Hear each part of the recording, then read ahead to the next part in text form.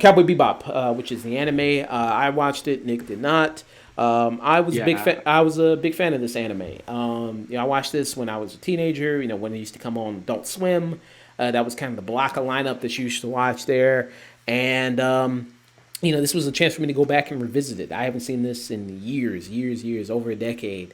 So what inspired me to watch it was because they are, doing the live action series of this, starring John Cho. And so I thought, since that's coming out, let me go back and watch the anime series, which is on Netflix right now. 26 episodes. You can watch the dub version right there. I've only ever seen the dub version, never seen the subbed.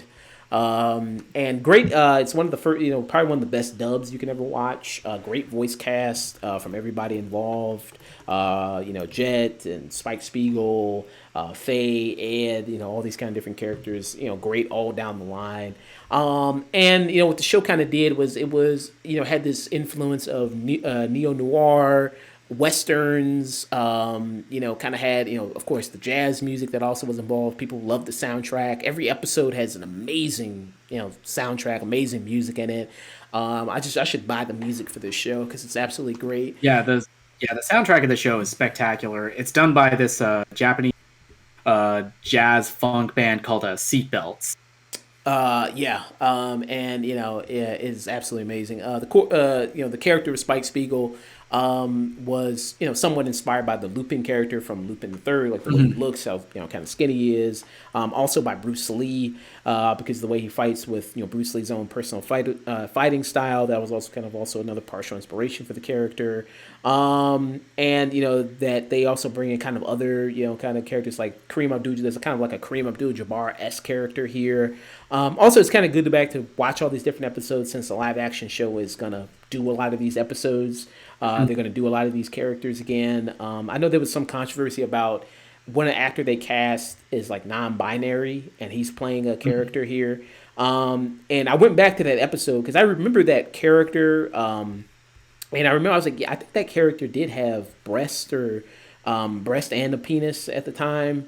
And the character did, and the reason the character had breast, and I'm gonna try to find the name of the character real quick. But the reason the character Mhm. did, was because the character had went to prison and they gave him like experimental drugs, and that made the character grow breasts, and things like that. And that's the reason why the character had that. But the character did identify as someone who was gay, as someone who's possibly asexual. That's possibly that. So that's part of the reason there too. And then when you watch the series back, there are characters who are gay. Like there's multiple characters that mention having a girlfriend or a boyfriend. There's an episode where Faye, where they're hunting down bounties, and there's like where Faye points a gun, like a dude is in a bed with another dude, and she just Mhm. puts a gun in his mouth there, and I'm like, wow, I don't remember, I don't really remember this. From the series, and there's like dudes in drag here, who are like who are sex workers, things like that. So I was like, oh wow, I don't really remember this. So it was kind of fun, kind of seeing all this stuff, going back and watching this stuff, going back to the series. The aesthetic of the show is really great. The look. There's something about the way '90s animation looks, kind of that's very beautiful to look at. That kind Mhm. of makes it look, and like how this Cowboy Bebop world, you see this universe that's built of kind of like it's kind of dirty and gritty, this future, because nobody inhabits Earth. Like very few people, like most people left Earth because Earth became, humans did, what humans are doing to Earth right now, fucking it up. So people just left, and people kind of own the outer rims of the galaxy and outer space, and basically that's where you get people who are now like these modern day, kind of cowboys and things like that, who are doing these bounties, like the old west. And they even call, like Spike's character, a cowboy, things like that. They very much bring that in here. um, and I thought, that was kind of very, very cool. Also Mhm. bringing, kind of the backstories with these characters, are very good. Like Spike being this old kind of gangster, and trying to leave that life with this woman that he was in love with. Julia is a very big point in this, and trying to leave that life, is also kind of very, very good. You also, have the character Jed, who was like a retired police officer, and he's got a great backstory. And that's what I love about this. Like, everybody's kind of got their own like fascinating story about them that they explore in each of the episodes, and that is very nice to watch. Like him, and he had a lot of situations where him being a cop and him falling in love with this woman, and how that fell apart. Faye, her whole story was like she was cryogenically frozen, so like for 50 years because she was in an accident. So like, large part of her life, a lot of people she knew is either dead or gone. So she has to kind of start over in this future. And she's also in this massive amount of debt, when she kind of wakes up. So that's the reason what pushes her to be a bounty hunter, and how much she loves gambling, trying to pay off debts and getting into more debt. I mean, she's almost like that character from Squid Game, just constantly just kind of gambling over and over again, what I mean, getting excited of winning and gambling more money, just kind of getting more and more. And then you also have the character of Ed, who's like this hacker genius, that they kind of discover in the ninth episode, who gets aboard. Also, this also inspired my love for corgis. Love the little corgi Hein. You know what I mean? Got him, who's also like a hyper intelligent dog who can communicate with. You can see him communicate with other animals. Like a cow and everything like that. Yeah, I mean, a lot of this. I mean, the performances are really great. The story is very well handled. It's a very this is a good anime. Like if you want to get people into anime, people always would probably recommend this because it doesn't deal with anything crazy. It's simple. It's like bounty hunters in space, cowboys. It's like, okay, that's simple. That's not too crazy that you could wrap your mind around.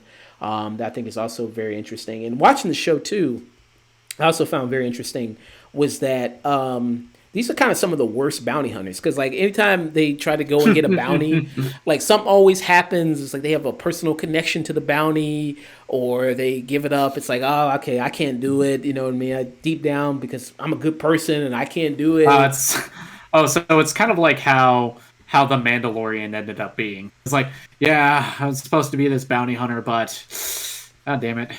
I bonded with the mark. I let him go. Yeah, I mean, this is a situation that happened, and they're always poor. They're always hungry. Like they're so hungry that at times, like their stomach, like is like just growling all the time, because they're absolutely so poor. And I'm like, okay, yeah, you know what I mean? Because they just don't have any money. Yeah, so I think that's kind of one of some of the great elements about the show as well. They also did a movie about Cowboy Bebop, which I also saw. Which was also very good as well.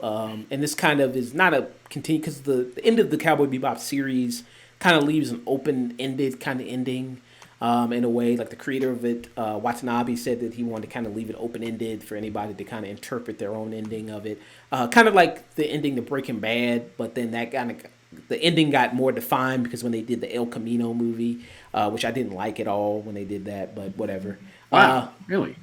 Yeah, I didn't like the El Camino movie really all that much. But yeah, so with this, yeah, so they did a movie, so it kind of takes, it's like just another adventure in kind of the Cowboy Bebop world here with the crew all involved. Yeah, and some great action scenes here between like Spike and like the main villain of the movie, which was very, very nice. Like the train sequence, I always remember as being like an awesome sequence from seeing the movie, and here it's also still holds up very well. And one of the key parts of the series, just the way he fights and everything like that. And Spike always kind of gets the shit beat out of him in a lot of episodes. He's like Mark from Invincible. I mean, he stays sometimes in bandages and, in beds. Sometimes, I mean, he gets the shit beat out of him a lot. I mean, he can take a beating and a punch for sure. Man, I mean, I love this series. Absolutely. The music, the characters, the writing of it. Man, I wish they would come back. They would do some more episodes with this, honestly, anime wise, because I'm was absolutely in love with it. With the show, the live action show, I think it would have been better if they just kind of did more of like in the universe of Cowboy Bebop, like Fargo is in the universe there with Noah Hawley, the TV show that comes on FX. I think that would have been probably much better for it because it's a big universe. You could have did a spin-off of maybe one of the characters from the Cowboy Bebop universe that you saw, because they did like one episode which was about like blaxploitation characters that they had, like a character that was kind of like the Pam Grier, the Foxy Brown character that was kind of like the Kareem Abdul-Jabbar character. There was one character who was like, he said he was like the great grandson of like Shaft, you know what I mean, and stuff like that. So I thought, maybe you could have did a spinoff about like kind of one of those characters that got introduced. Um, yeah, yeah, absolutely fantastic series. I mean, I probably not say anything you already haven't heard about the series. Many people listen to this. Yeah, yeah, you're echoing a lot of the points that I've heard about this. I keep finally sit down and watch Cowboy Bebop, but I don't know. I just keep not having the time for it. Yeah, each episode is like 23 minutes almost. You know what I mean? So it's a Hmm. quick binge. With the 26 episodes. Yeah, absolutely fantastic series. One of the things that inspired me to kind of watch anime and continue with it. I mean, it was the thing that got me into it. Like, I mean, you always love to hear the opening of it. That opening just gets you pumped. I mean, it's one of the best openings in all of anime. That is really great. So yeah, so man, this was yeah great. I would kind of give it. I'd say it's a 10 out of 10 for me. I don't really have any real issue with the show myself. I think it's absolutely amazing. Front to back. Love the yeah, love everything about it. Yeah, yeah, great anime. Javon Good. Sweet. He said my favorite episode. Uh, if I had to say my favorite episode, I would say the Jupiter Jazz Part One, Part Two. I think that's a great episode. That's the episode where Faye she meets the character that is from Vicious past because Vicious and this other character who Vicious is the main kind of villain of the show, the main antagonist to Spike, and they he fought in a war with another character and he kind of comes into conflict with Vicious in that episode. And I think that's a great episode. Also, the finale I think is also a great episode as well. The finale is also a two-parter as well, and the different dynamics of how everybody works together on the ship, of how Faye and Spike have this antagonistic relationship, how they're kind of going back and forth is very funny to watch. How Jet kind of looks at kind of Spike, you can see like maybe like an older brother type relationship. Because Jet is like 36 and Spike is 27 in this. Yeah, you know what I mean? He's trying to stop him from being so, bullheaded, so dumb at times. So yeah, this is yeah really really great series. Yeah, I love it a lot. Yeah,